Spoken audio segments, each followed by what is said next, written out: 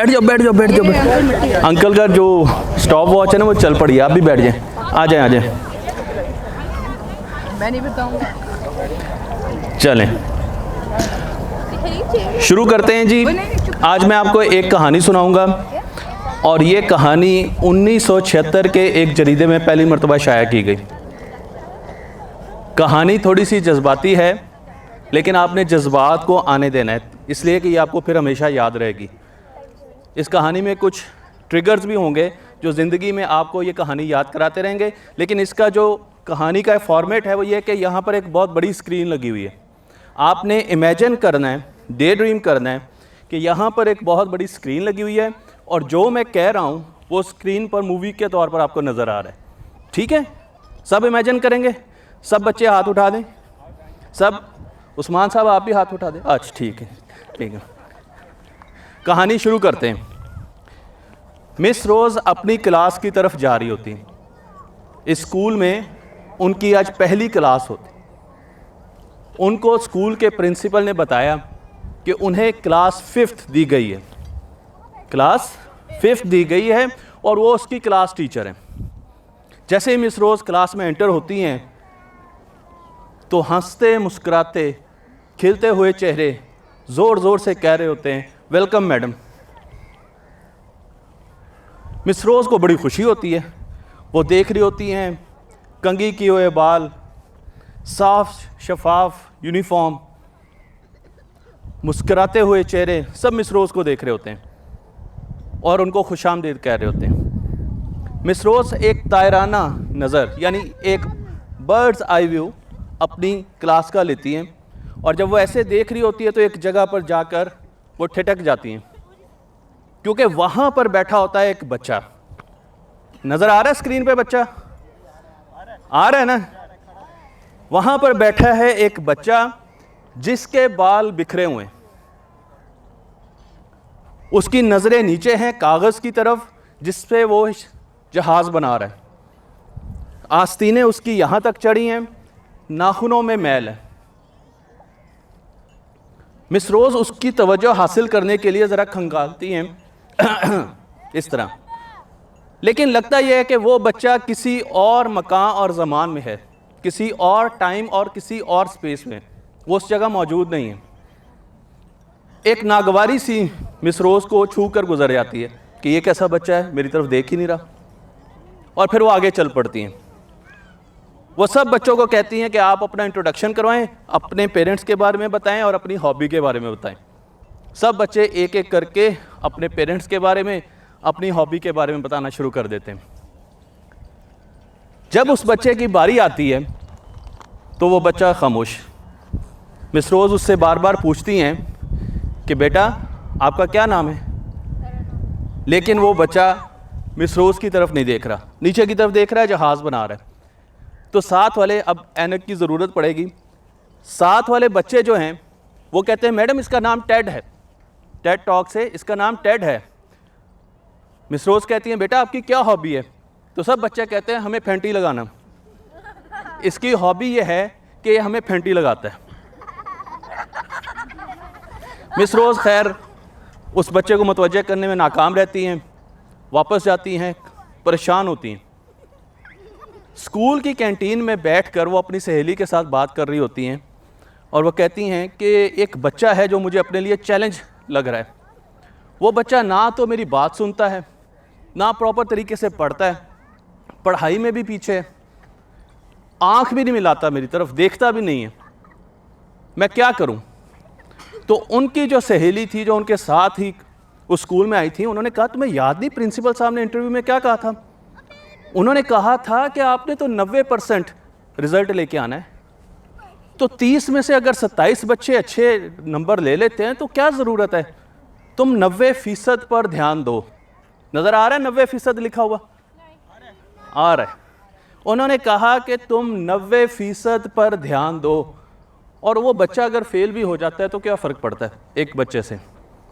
Miss रोज़ को कुछ हल्की सी ढारस होती है, वो वापस अपने घर आती हैं, लेकिन उनके अंदर का जो लीडर होता है ना, वो परेशान होता है। खैर बात आगे चलती है। कुछ अरसे के बाद पेपर्स आ जाते हैं, स्कूल टेस्ट आ जाते हैं। स्कूल टेस्ट के जब रिज़ल्ट आते हैं तो एज़ एक्सपेक्टेड टेड फेल होता है और बाकी सारे बच्चे अच्छे नंबर से पास हो जाते हैं। मिस रोज़ टेड से बात करने की कोशिश कर रही हैं, लेकिन टेड उनसे बात नहीं कर रहा। अब वो रिज़ल्ट कार्ड को कंपाइल कर रही हैं, और रिज़ल्ट कार्ड को कंपाइल करने के लिए स्कूल में कहा जाता है कि आपने उस बच्चे की हिस्ट्री पढ़नी है और उसके बाद आपने उसके रिज़ल्ट कार्ड के कमेंट्स करने। तो अब जब सब बच्चों की हिस्ट्री पढ़ के मिस रोज़ ने कमेंट्स कर दिए तो फाइल आती है टेड की। फिर एक नागवारी का एहसास मिस रोज़ को होता है कि अच्छा ये बच्चा तो फेल ही हो गया, इसका क्या पढ़ूं, लेकिन वो फिर भी उसकी फ़ाइल उलटती हैं।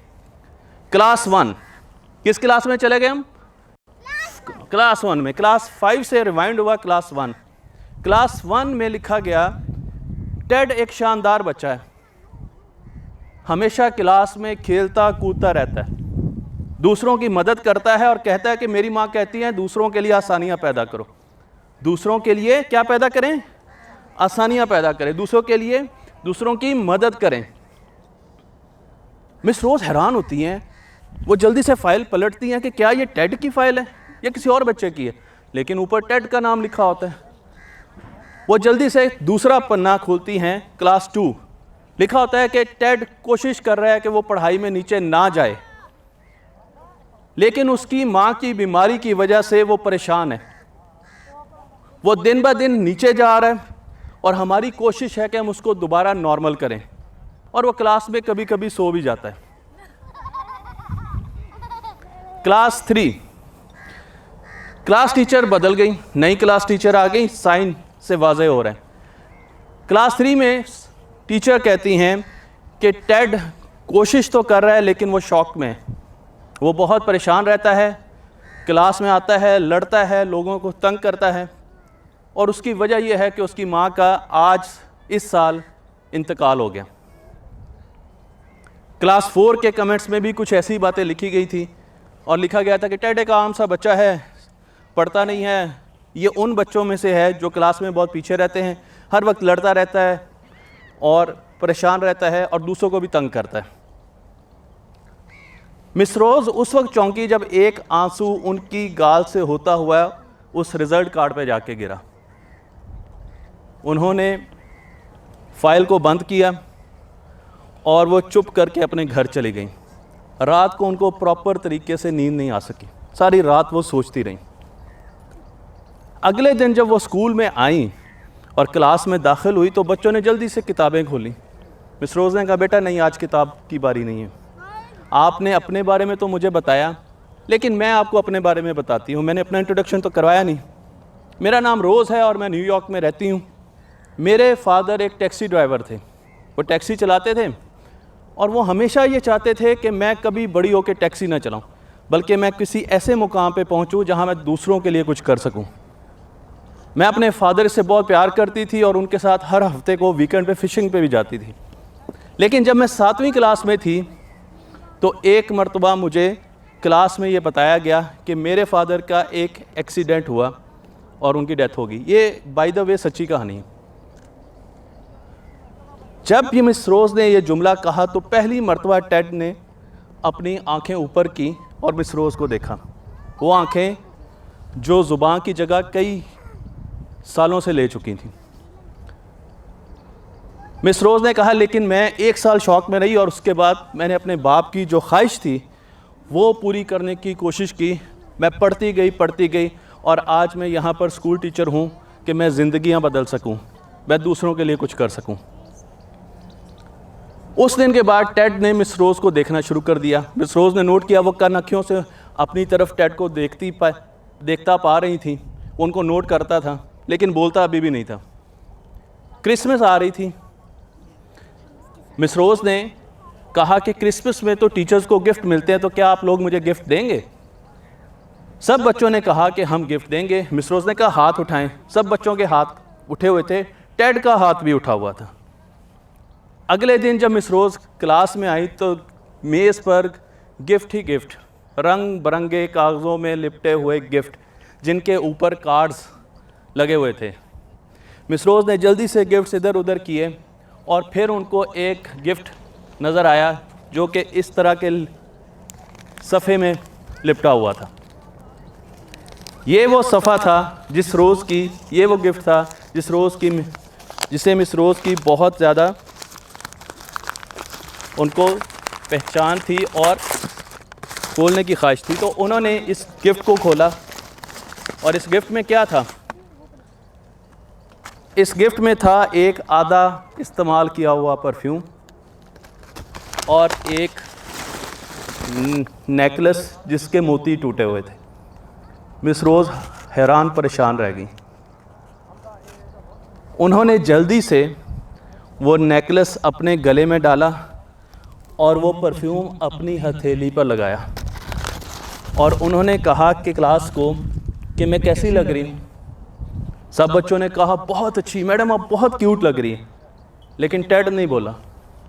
मिस रोज़ ने फिर टेड की तरफ देखा और उससे कहा बेटा मैं कैसी लग रही हूँ? तो उसने कहा मामा जैसी। वो दिन था कि टेड एक पतंग था और मिस रोज़ के हाथ में उसकी डोर थी। छुट्टी के बाद मिस रोज़ के कमरे में नॉक होती है। मिस रोज़ जब दरवाज़ा खोलती हैं तो बाहर टेड खड़ा होता है। मिस रोज़ उसके दोनों हाथ पकड़ती हैं और उसे अपने कमरे में लेकर आती हैं, उसे कुर्सी पर बिठाती हैं और उसके आगे ऐसे बैठती और साथ उसके दोनों हाथ पकड़े हुए हैं और कहती हैं क्या बात है बच्चे। उन्हें अंदाज़ा था कि टेड कुछ कहने की कोशिश कर रहा है लेकिन वो कुछ कह नहीं पा रहा।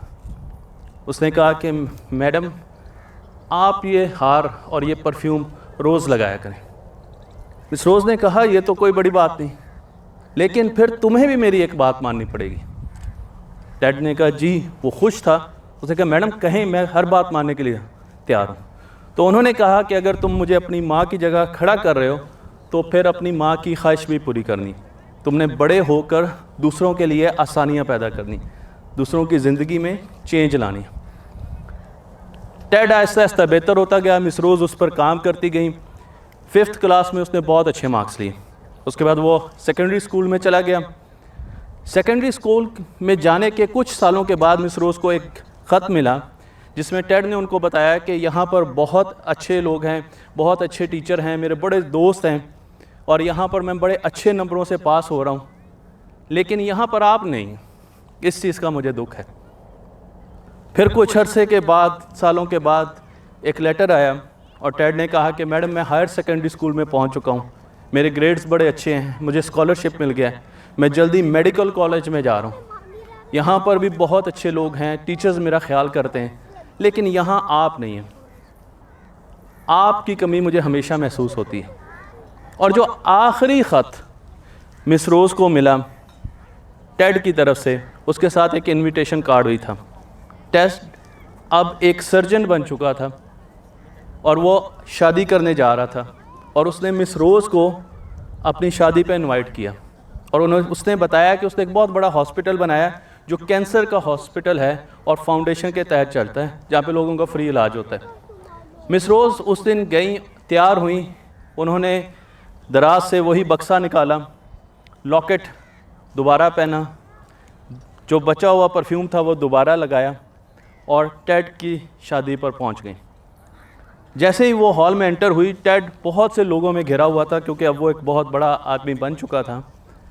तो उसने जैसे ही मिस रोज़ को देखा वो भागा हुआ है। वो दरवाज़े पर आया और मिस रोज़ के दोनों हाथ पकड़कर अपने साथ लेके गया और उसने जाकर मिस रोज़ को एक कुर्सी पे बिठाया और उसके साथ ऐसे खड़ा हो गया और दोनों हाथ उसने पकड़े हुए थे। उसने मिस रोज़ को कहा कि मैडम मुझे बहुत अच्छा लगा कि आप यहाँ पर आईं। इतने में जो टेड की मंगेतर थी वो भी आई और वो भी वहाँ पर घुटनों समेत बैठ गई। उनको समझ लग चुकी थी कि ये इनकी टीचर है। तो उन्होंने कहा कि आप क्या पढ़ाती हैं, आप किस चीज़ की टीचर हैं? तो मिस रोज़ के जवाब देने से पहले ही टेड ने कहा ये 100% की टीचर है, ये 90% की टीचर नहीं है, ये 100% की टीचर है। मेरा टाइम ख़त्म हो रहा है, लेकिन 3 चीज़ें आज के बाद बच्चों आपके लिए न्यूरो ट्रिगर्स हैं। ज़िंदगी में जब भी आपने परफ्यूम देखना है, आपको ये कहानी याद आनी चाहिए। आप कितने लोगों के लिए आसानियाँ पैदा कर रहे हैं। मिस रोज़ को टेड पहले पसंद नहीं आया था, उनका पसंदीदा शागिर्द नहीं था। आपके कितने दोस्त हैं, आपके इर्द गिर्द कितने टेड हैं जो आपको नहीं पसंद, क्या आप उनके लिए आसानियाँ पैदा करते हैं? तो जब भी आपने परफ्यूम को देखना है तो आपको ये कहानी ज़रूर याद आनी चाहिए। जब भी आप किसी को लॉकेट पहने हुए देखें तो आपको ये कहानी ज़रूर याद आनी चाहिए। और अगर कभी आप रोज़ को देखें या उसकी खुशबू को महसूस करें तो क्या होगा जी? कहानी याद आएगी। और आप क्या सवाल पूछेंगे अपने आप से? मैंने कितने लोगों के लिए आसानियाँ पैदा की? मैंने कितने लोगों के लिए आसानियाँ पैदा की? मेरे इर्द गिर्द टेड कौन हैं? आपने अपने दायरा कार के टेड्स को पहचानना है। और आखिर में आज जब आपने घर जाना है तो आपने एक छोटा सा प्लान बनाना है और बताना है कि आप लोगों की ज़िंदगियां कैसे बदलेंगे। आपने अपने मामा बाबा को आज पेपर पर लिख के बताना है, बताएंगे ना कि आप लोगों की ज़िंदगियां कैसे बदलेंगे, और उसको अपने टेबल के सामने लगाना है ताकि आप उसको रोक दे सकें। Thank you very much.